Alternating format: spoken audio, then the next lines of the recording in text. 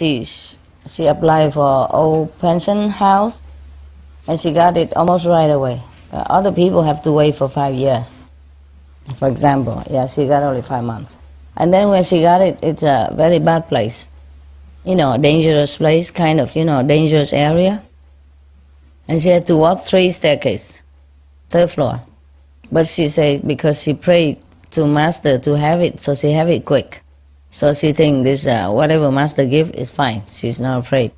But one day, very late, 3, 4 o'clock, in the morning, somebody knock at the door. But she just pray and she's not afraid. And after a while, they try to open the door, but they cannot open.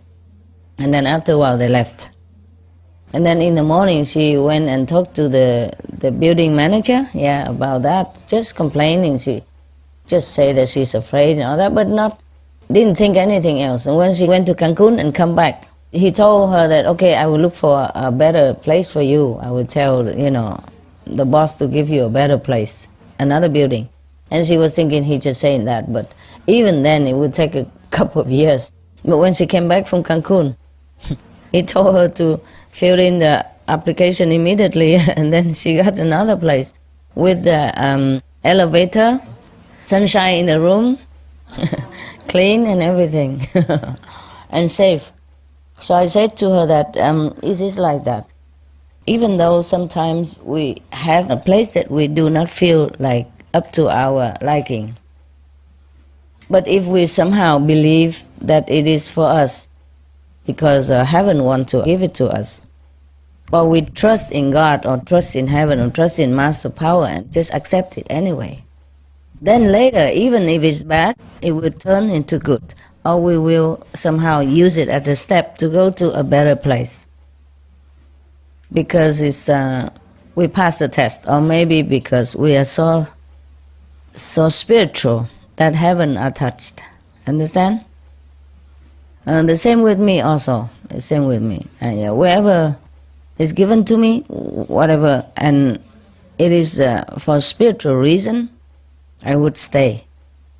And even other place, better, more favorable and more beautiful, or more convenience or whatever. But if it's not spiritually strong, not spiritual at all, or not strong enough compared to the other place which is not too good, I would never move to the better place. Since I begin practicing, it's always like that. And I always get better and better place all the time.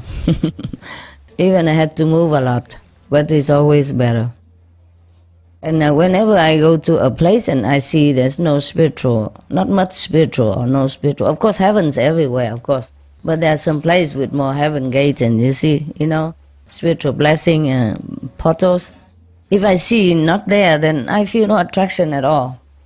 But if I know a place is spiritual, no matter what, even if don't have anything there, even no house, even I would bring a tent there and and stay all by myself, even no facilities, nothing. Yes, you understand? Even alone, and it's not so safe and whatever.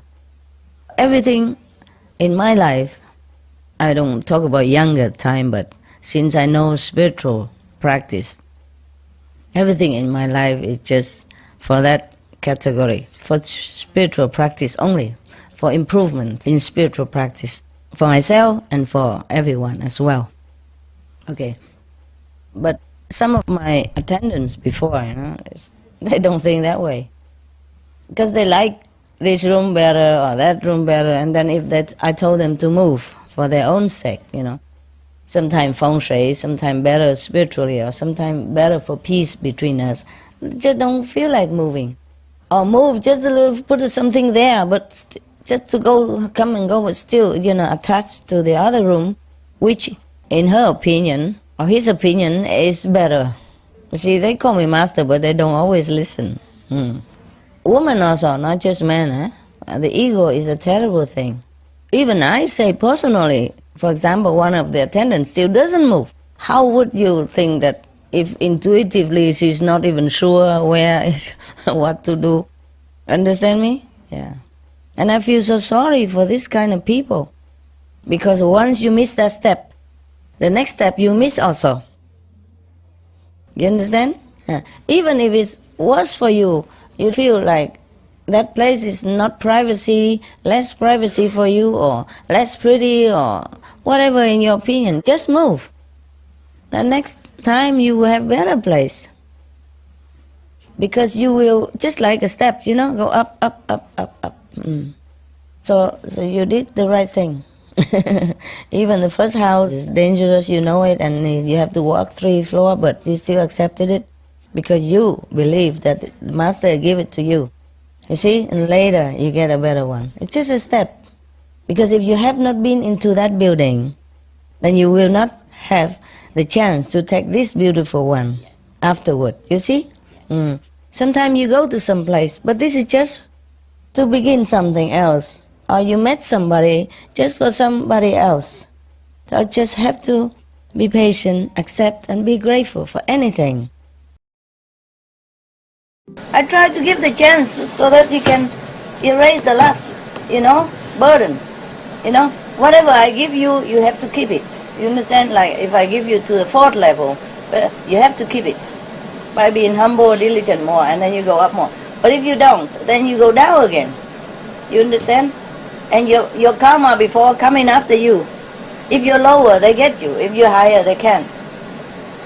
When I was in Hungary, he was very helpful, and very happy, of course, because, Master come first time and everybody comes, so he's happy, very willing to do things. And he was very good then, so his level go up.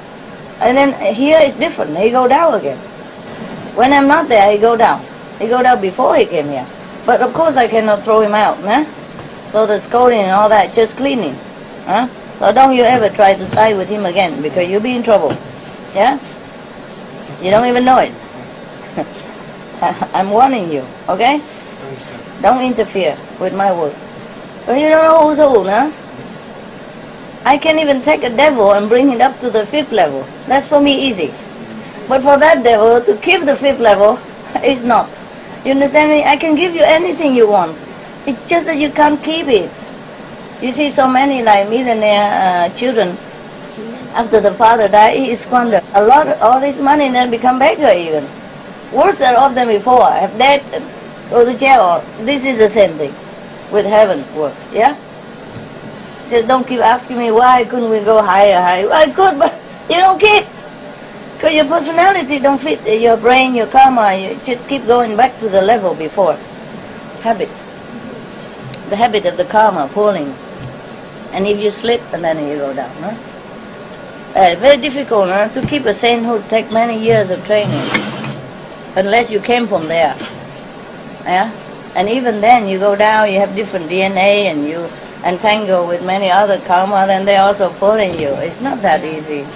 It's not that I don't want to give you anything. I do give everybody, just they can't keep it. Some keep it only one night. Like a one night king, 还有一个就是我想问一下，就是关于业障的问题，他们那个身口意不干净啊，或者是打坐不够啊什么，我们的头很疼啊，很辛苦很辛苦。然后呢，就是要太敏感了，太敏感了啊。往后同一题，管谁舒服谁不舒服啊？我们舒服跟人家舒服一样，人家舒服跟我们舒服差不多了，那不要分别就没事了。对呀，那我们修行多就会敏感一点啊。不过没关系啊，所以我们才要修行，继续修啊，不然修一次就够了，够用啊，还要分嘛。那像钱你赚不是自己一个人用啊，有时候给小孩啊、先生啊、妈妈、爸爸啊，或者是贫穷的人，就这样子啊，才要赚钱。如果要赚钱为了自己而已，那太无聊了，是吗？根本不用啊，这个居托钵一个人用。如果赚钱给一个人用，就修方便法嘛，讲过了，像托钵一样，一个人够用。Many people scared. Many high level people are scared of this world. They are aware, very much aware the danger of this world. Very difficult to keep yourself pure and clean. Very difficult to keep your position if you mix with the people of this world. You might even be dragged down into that level and stay here forever. Understand? Forever. Be just an ordinary being.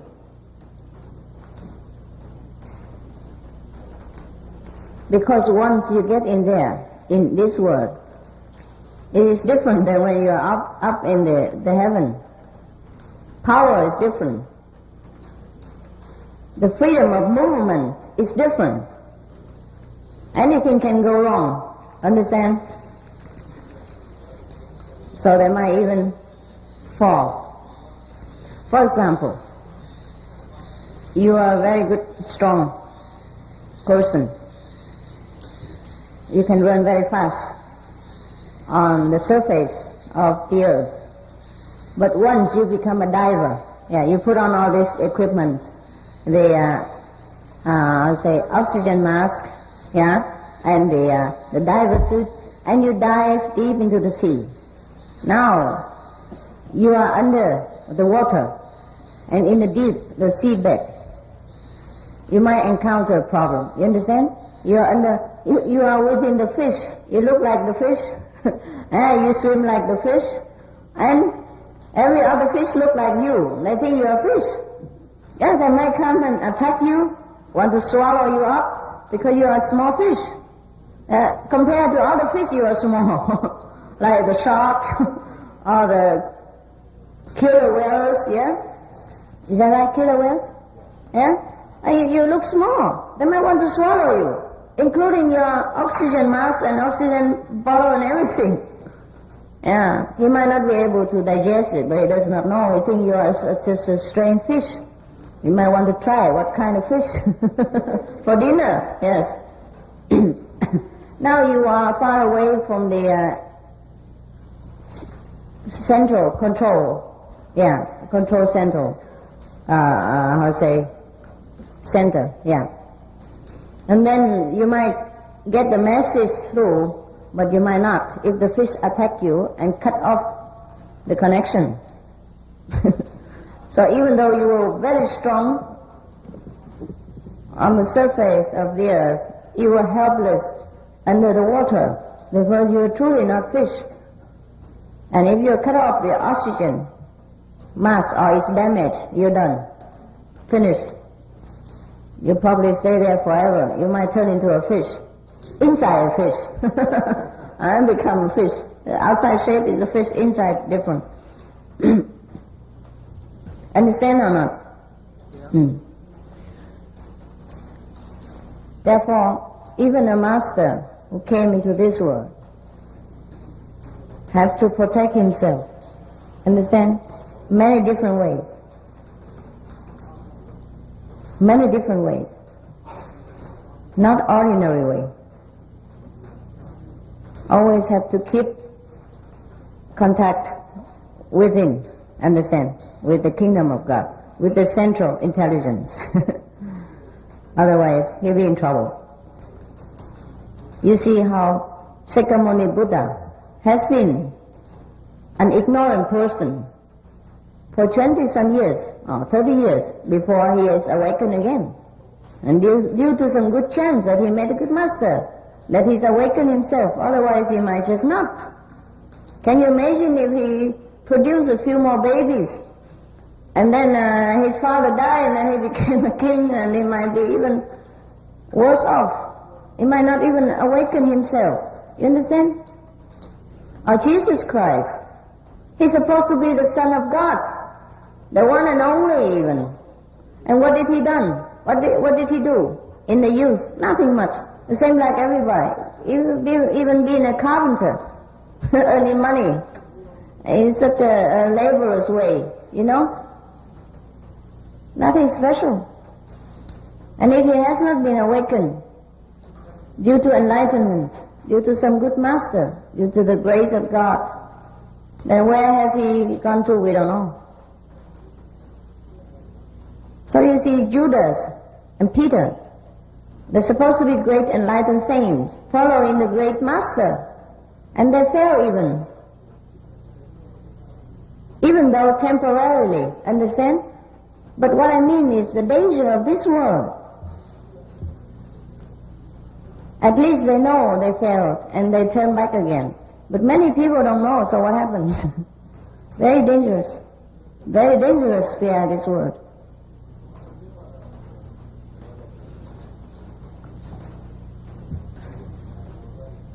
Sometimes the saints came into this world of the very high order. Saints come to this world, and they have to be they're trapped in this world for many thousands of years before they get liberation again and go back home. You may have been saints in the past lives. You might have come here with a good intention to help this world, but then you get stuck here. Understand? And then maybe of the saintly quality that you have acquired in previous lives, so you are crying inside. You probably remember something in very deep of your subconscious. You remember that you have been something different from ordinary person here. You cannot bear the suffering anymore. Therefore you call for help. So some master must come down and help you. Understand? So if you practice very well and you are sincere, you'll be able to know that. You know this. And you feel it. You know that you're somehow not from this world. You're not ordinary person. You came for some purpose. Now you have slipped down. Now you try to go back home. This happened.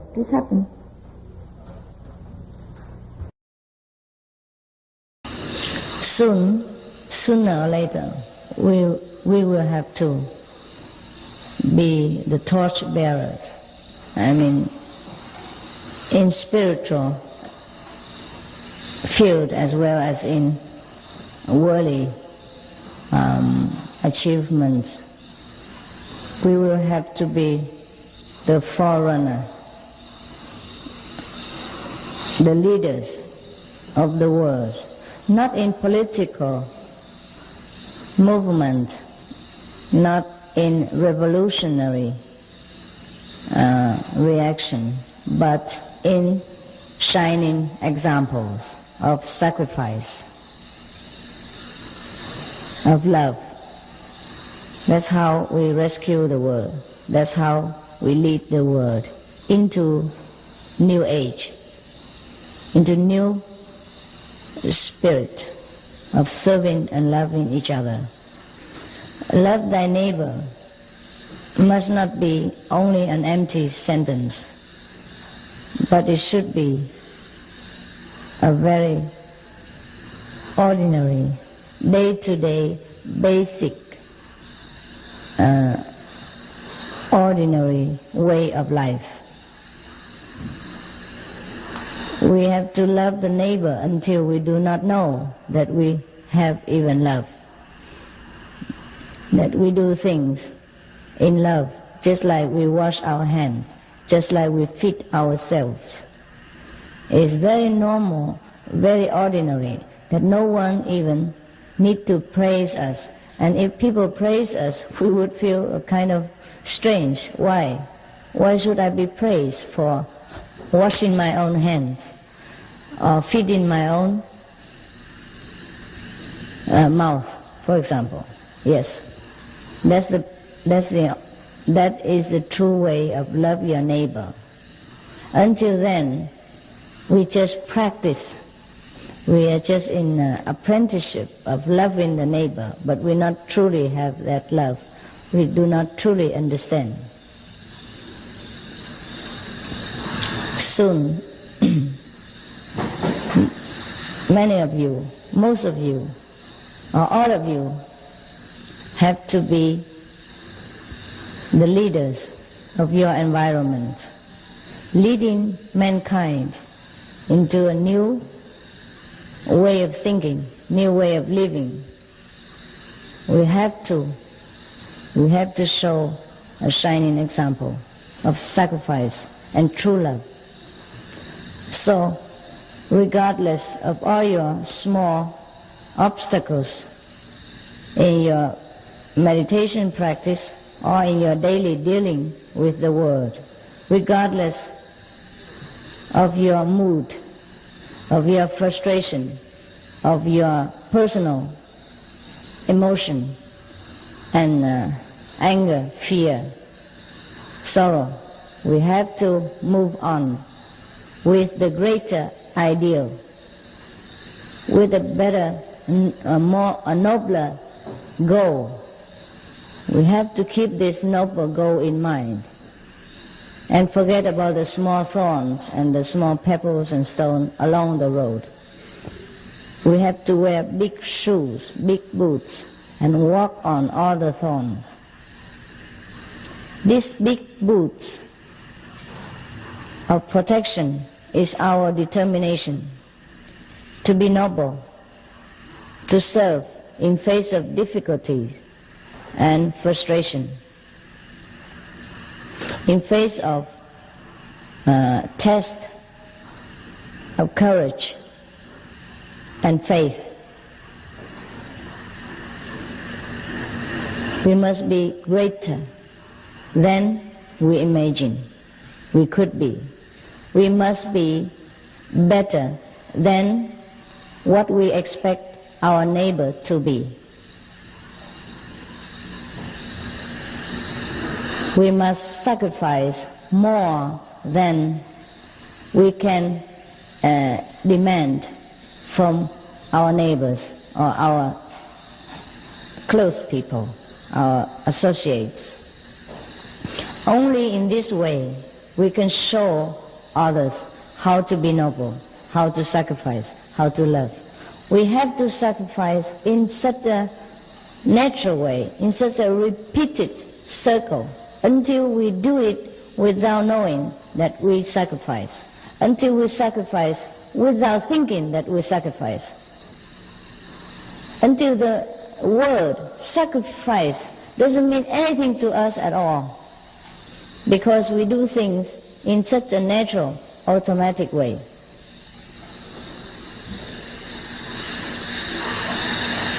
Only in such a vision of the world can we become one of the leading planets in this universe.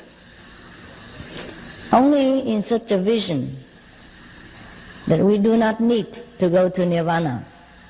We should keep this vision in mind and make our world a paradise with positive energy and agreement between thousands, hundreds of thousands of us. We can make it.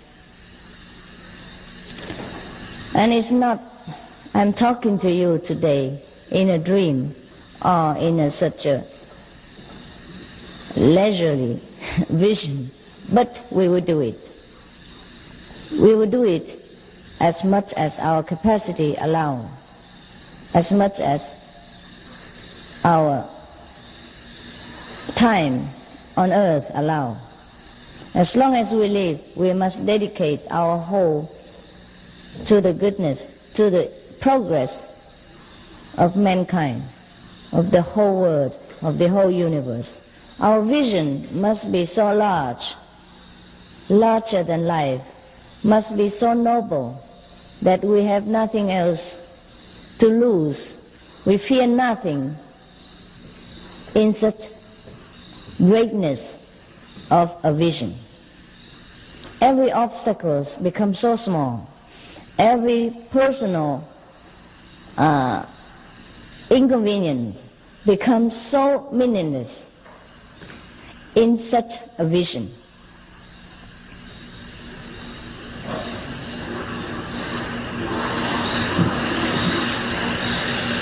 I do not feel that we are talking like a dream or just making a vision, but I feel that it will come true someday. It might have already begun to take root, but it will have to branch forth into all directions and make new buds, new flowers, new branches. It has to grow larger, greater, faster, and envelop the whole world with the spirit of love and service, unconditional service.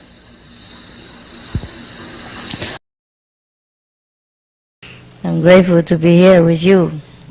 Yes, among beautiful people. Just sometimes you don't know how beautiful you are. You try to pretend to be stupid, to be bad. But you are nice. Yeah, you're really perfect. Nothing you do can change your perfection. One day you will realize that. Because we try too hard to be something else, to be somebody else, and to please everybody else, and we forget our perfection. I realize that. Yeah, even though I cannot please you, I cannot please everybody, and you still think I'm wrong, and I do think not the way you think correctly, but I'm perfect. And one day you too will realize that. Not to be proud of, just to be happy. Just to know the truth. Yeah? You're okay, really. God loves you so much, and you love yourself so much. You will realize that everything is all right. The only problem with us, the only thing that's not all right with us is that because we have to integrate with a lot of other people, and we are influenced by them, and we try to think their way, we try to do it their ways, we try to accept their opinions about us, right or wrong, good or bad. And that's when we lost touch with ourselves and reject our own true self, and that's when we don't know we are perfect. Yeah, we got confused in all this life, all this happening. Yeah? But you will realize it. And you will love yourself more. And you love yourself the best.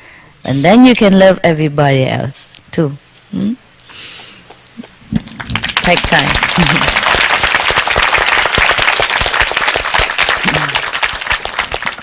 Yeah, you feel free. In general, if you live somewhere and if you continue to have one bad luck after another, yeah, financially, health-wise, or friendship or family problem, then something wrong with your house, okay? Number one, check around your house first. If you piling up all kind of garbage or unuseful things that you've been attached to over the years, and been dusty around the house and piling up, and it look very untidy around the house or inside any rooms of the house. Yes, especially auspicious area like the east side where the sun was shining in. Yes, or maybe your bathroom is right in front of your door or something like that. And but if you cannot manage to keep changing things or moving things, then just move the house and leave all the things unnecessary that you haven't used for months or years behind, or give it to charity. Yeah, clear up your closet, see just enough to use. Whatever you don't need, just give it away or sell it, garage sale or anything. Okay, first clear up your house, just like a very nice, and just like I would live there. Okay, simplify things, simplify your life. And then if still doesn't work, then maybe you move the house. Yeah, maybe it's in an inauspicious area, but maybe a hell road nearby or something. Okay. Yes. So feng shui is just about that. Yeah, some good place and some bad place. Okay. Thank you, Master. Yeah, you're welcome. Karma is a Sanskrit name for cause and effect. Yeah? All right. Cause and effect is that. Actually, just whatever you think, so shall you have.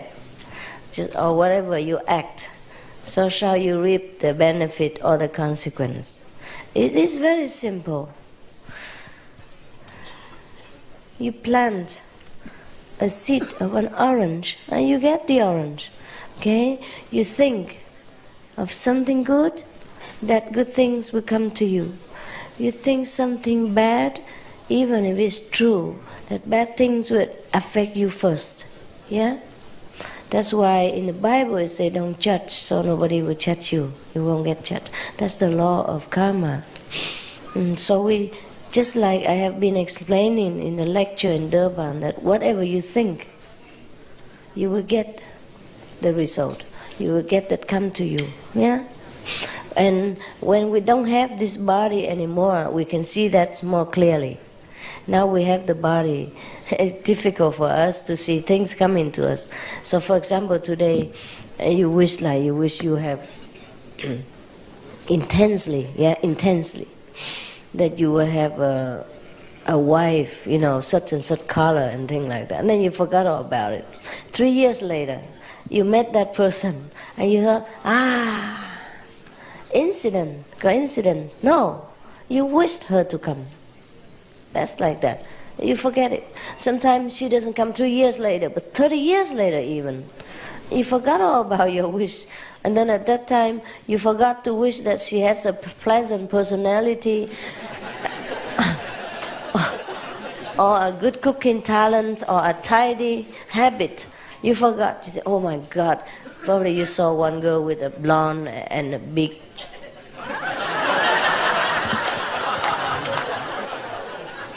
number, yeah.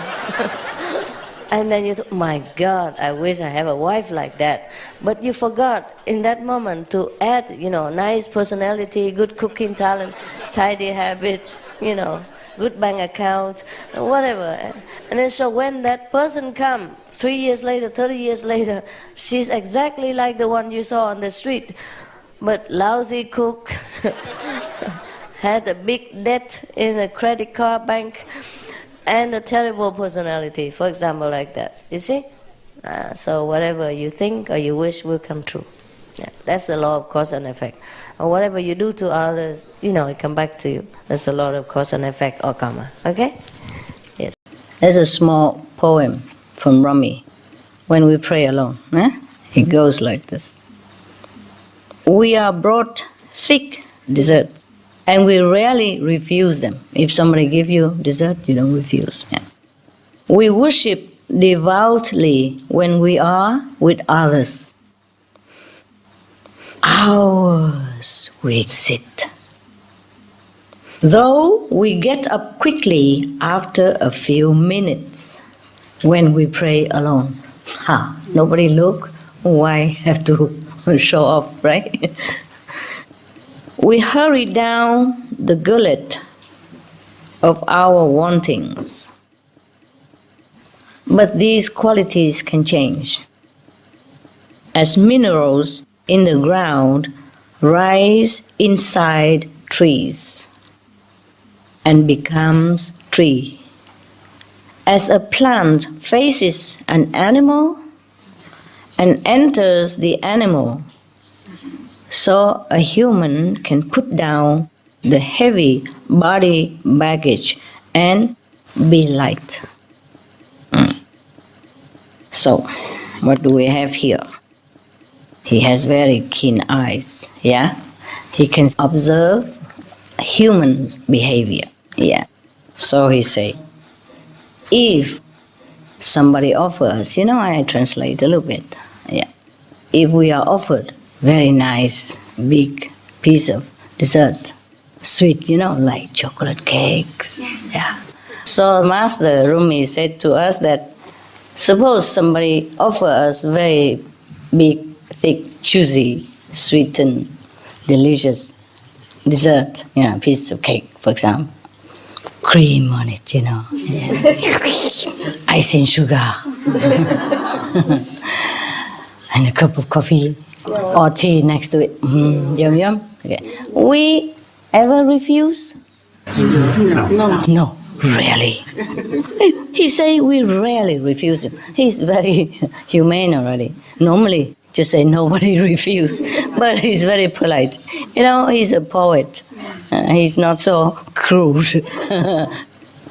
So now, he said if somebody offers us this kind of dessert, we will rarely refuse. Yes. And similarly, when we sit with somebody else, we could sit for hours, like here, At home, difficult, Yeah. That's why We have to go group meditation. Hey, before I read this poem, I already know human psychology, no? So I said to you, at least go once a week, meditate together, no? Yes. That's why we have group meditation. Then you can sit very long, huh? And when you come here, you can sit almost all day, huh? Except for eating and go into the bathroom or washing. You sit all day, no? Yes. See that? But at home, can you sit this much? No. How come? Something happened. Something happened. Like what? Like what happened? You have to buy some food or cooking. All kind of work, huh?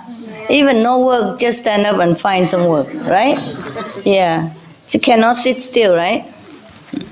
Wow. I don't know why. You know, if we have time to sit long time, it's very lucky time.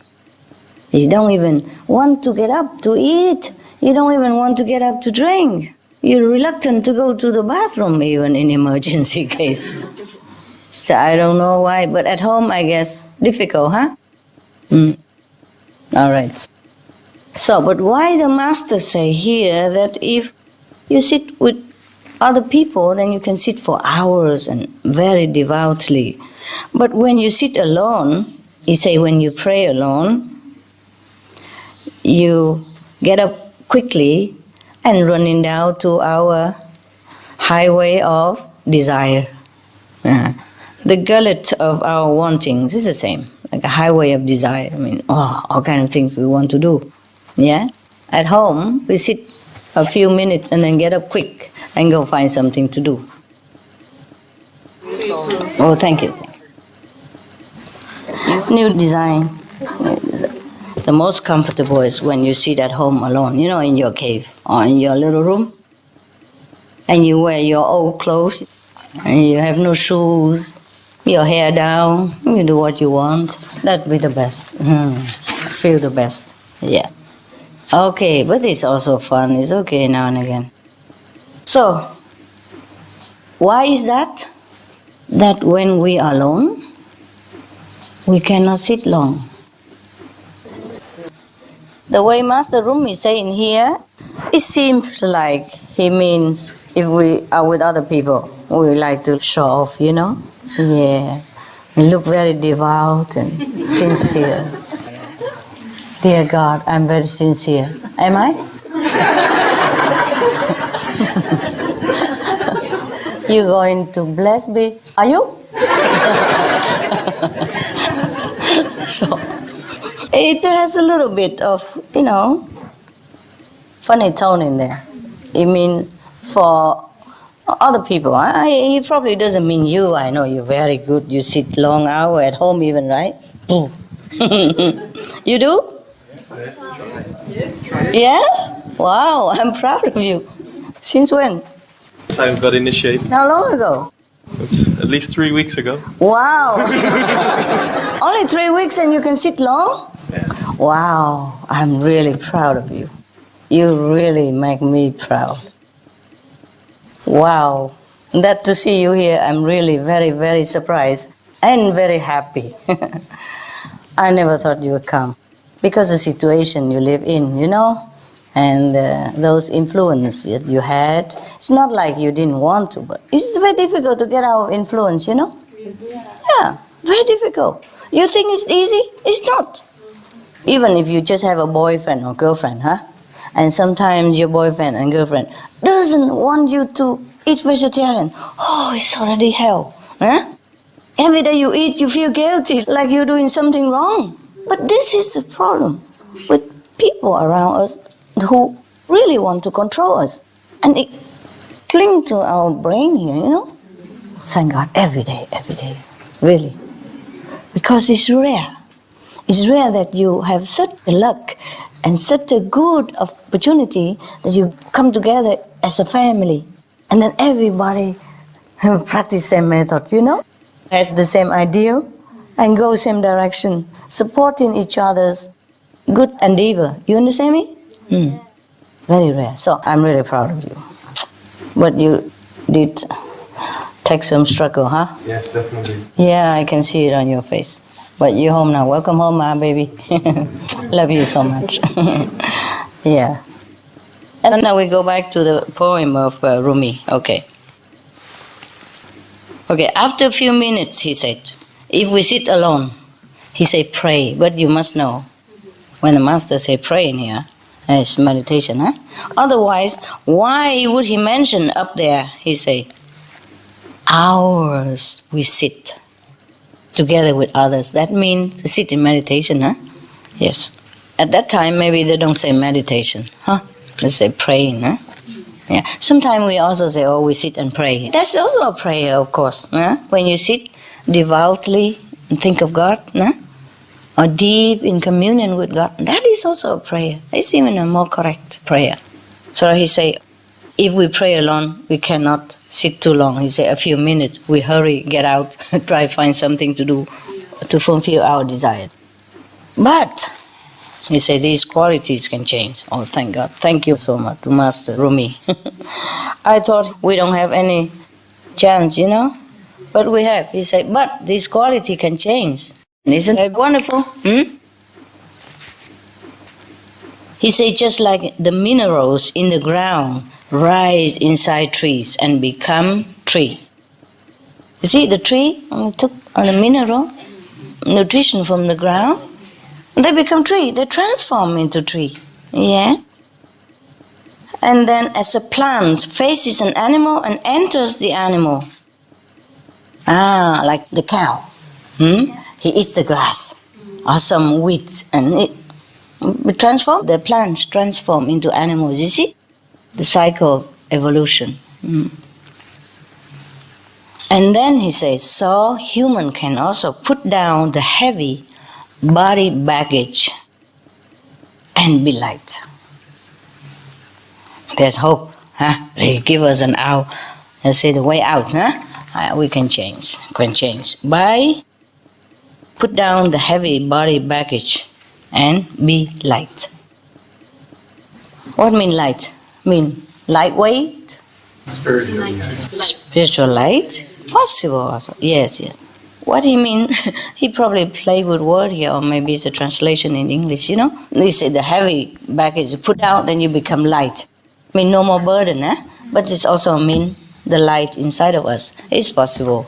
Either way is the same, right? Either you put out the material baggage and become light, no more burden, or you enter the light, or you become the light. It's also correct. Yeah, wonderful. Okay, so now we know as group meditation is really good, huh? That's why I told you we must do group meditation. And then at least, even though in the beginning we sit there only because everybody else sit like the way he said in here. Yes, but later on, that's how we train ourselves to get this kind of habit, and then we keep sitting longer even at home later. Yeah, as somebody who is good, like your brother here, you can sit long already alone after initiation. Yeah, but sometime after initiation, you get into the habit quick, huh? If you really, really desire to be one with God, just sit right away. And especially after initiation, you tell your new brother and sister, that's the time we should continue with the practice. Because the blessing just flushed into you, you know? And so you grab it and you keep holding on to it and get more and more and more. Don't wait until your bank is empty and then try to fill in a little bit at a time. Yes. You see, when your water tank, it's been filled full already, and you use up a little bit every day, but then you fill it up immediately, then it's always full. But if you, my tank is full, I wait until, later, and when the tank is empty and then we fill in a little bit, sometimes it doesn't trickle down into the house to use, because it doesn't rise up enough to go out into the pipe. Capisce? Yes. Okay. Master, how much does the karma of someone near us affect us? It depends on how strong you are. But if it's near, then it affects anyway. More or less, it will affect you. Okay? And it depends on your willingness also. For example, the master is willing to take on the karma of other people, then it just come in. And if you are a nice and good person and you sympathize with other people, then whoever nearby will affect you. And even you're not sympathize, it affects you also differently, yeah? More or Yes, less. Master. Whoever near us affects us. Even birds, dogs, cats, neighbors, friends, acquaintance, relatives, family members, they all affecting each other. Yes, Master. Master, how much are we affected when we think about someone, whether they are near or far, or if they have passed away? Just as if that person is next to you. Because karma doesn't have a distance. Karma doesn't know distance. Yeah, that's why when you initiated your 5 generations, become also liberated. Yes, we're forever grateful for that. At least 5 generations, it could be more, 9, even 10. Karma doesn't know distance. Master, how do we avoid bad karmic influences? Just try to mind your own business and recite, use the protection that I teach you at the time of initiation. Focus on positive thinking and remember God, okay? Yes. Praying, Yes. meditating. Thank you, Master. You're welcome. You probably ask me why people eat meat, and since childhood already, and they don't die, or they don't get sick, or they don't die so quick. Well, they do get sick. That's why we built a lot of hospitals. Yeah, most of people who go to hospitals are meat eaters. Yeah, alcohol drinker, cigarette smoker, or drug user. Normal people, the vegetarian people, don't go there often. Yes, or hardly, rarely, or none. Yeah. So the reason why the human eats a lot of meat before and don't die immediately, although it should destroy our organs, quickly make our heart decrease in ability and lung and all kind of sickness, as you know.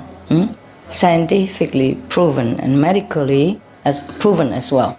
The reason is that because as human, we had in former life accumulated a lot of merit already in order to be born as a human. Yes? So we must have some leftover merit, either for happiness, for health, for wealth, or any other things, a position in the society, success in some way. So we have to continue to live even though we eat poison in order to fulfill our purpose in life of the give and take. Yes? But because we do not continue to make more merit, and instead we use up all the store merit, and then we make new worse karma, worse actions, that will breed bad retribution. Therefore, we half dead, half alive, continue to live and struggle until truly we run out of the merit in the store, and the bad karma that we created anew piled upon us. Then either we are very, very sick or we die. You got me? Yes. If we did not have the merit in the store, then we could not even be born as human. Human is a very complex physical structure which house not only the physical, but the mental, the emotional, the psychological, the psychic bodies and ability, etc., etc. And the divine power to boot. But, you see, if we don't keep the merit running, then we will be cut short. That's why some of you often ask me,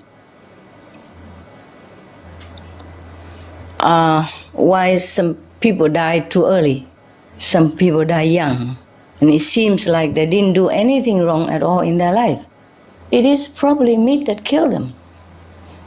You see, or cigarette, or drug, alcohol. These are the things that's no good for us. If we want to live, we should never even look at those things. Look, not even. If we treasure the body and want to be healthy until the day our time is up and we go, then we should never even mention the word alcohol, drug, meat, cigarette. These things kill us quickly. But the reason why a lot of people ask me, why some people smoke and they live longer? Yeah, and some people don't ever smoke, live shorter life. That is because other factors kill them, Maybe they eat too much meat, or they drink alcohol, or drug, or other things, or indulge in bad negative tendency or thinking, or their merit of human life has run out,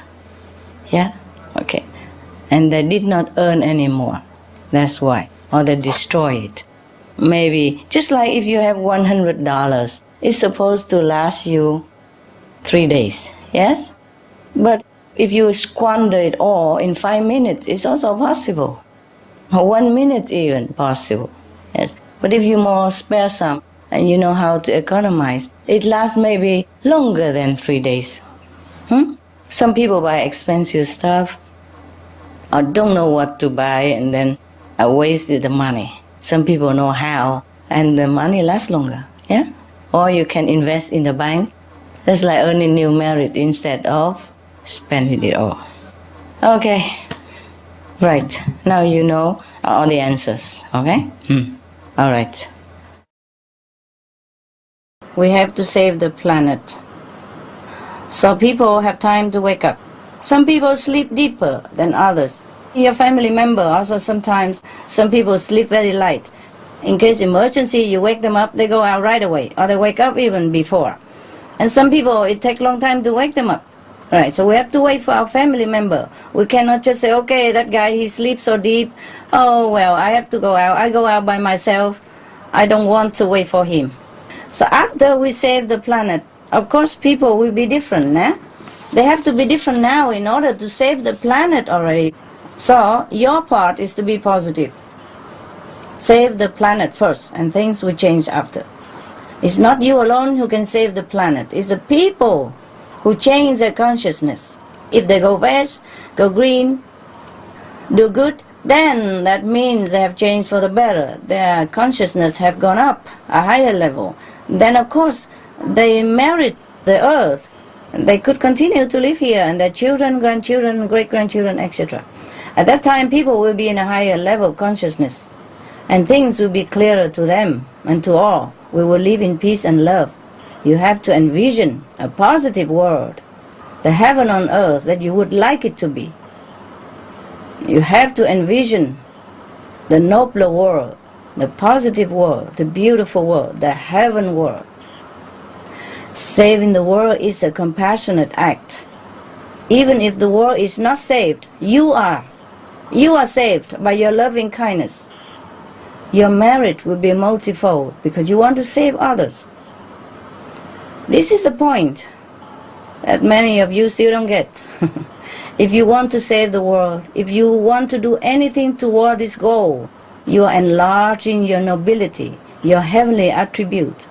So if you spread the encouragement to save the planet, if you go veg, if you go green, if you do good deeds, you help others because of other beings' lives on earth, because you want to save their lives on earth, then you have a saintly quality. You reawaken your holiness. It's not just about saving the physical planets and the physical lives. It's also about how great you are for wanting to do so, and actually partaking in this life-saving crusade. Understand? Yes, thank you, Master. So if people do want to go veg, go green, and do good because they want to save the planet, then their spirit is noble. They have elevated themselves. While talking about enemies, we really have to love our enemies. Do you know that? Because they come back and you have to love them. They come back as your wife, your husband, your sons, your daughter. Then that's the way You have to love your enemy. You do it now, or you come back and do it later. You do it willingly, or you have to do it by order of the Lord of Karma. There's a joke. It goes like this. A man died, and went to hell. And the king of Hade received him in front of his throne, together with another person. And he said, "You, Mr. Johnson, you own this person, Madam Smith, so much money, but you haven't paid back. So she is suing you. I think because you didn't pay her back, and I don't think you can ever pay her back if you come back next life as a human again. Since you don't have any merit in your account, you're not going to have any money at all again in the next lifetime. So I am going to make you become a horse so that you can work all your life. Or maybe a buffalo. You can carry the cart, the car, and carrying her all your life until you repay your debt. Or maybe it spill over to the next life even. So the man, the money owner said, "Oh, king, maybe it's not a good idea. Even if I became a horse or a buffalo or a dog or whatever, I will never be able to pay it all to her. So why don't you make me become her father? And I will pay my whole lifetime." Since her date of birth, I will keep paying. So, and in that case, he will be very willingly pay, nay? Because he will love whatever she might be reincarnated into, yeah? And in that case, whatever she wants, he will give. Willingly and lovingly and even proudly. Yes, my daughter. I pay her $100,000 to go to college. Look at what she is now. I'm still paying for her apartment. She wants a helicopter. I am going to get it for her, for example, like that. Yeah? So, okay, that is really similar to love thy enemy. Yeah? You must love them now. Or else you have to come back and love them even more. Okay? Yeah. And I told you another joke, remember? A little kid fell in love with a little kid. Schoolmates, and he came home, asked his father. Sometimes kids, they think they fall in love. They have a crush, on somebody in the class, 8 years old or 10 years old, something. And the kid come back home, 8 years old, ask his father, "Father, is it expensive to be married?" Father said, "Yes, son, it is very expensive." So the son asked, "How much it cost?" And the father said, "I don't know, son, I'm still paying." The wedding cake, wedding cake, very expensive. Okay, now you can meditate, all right?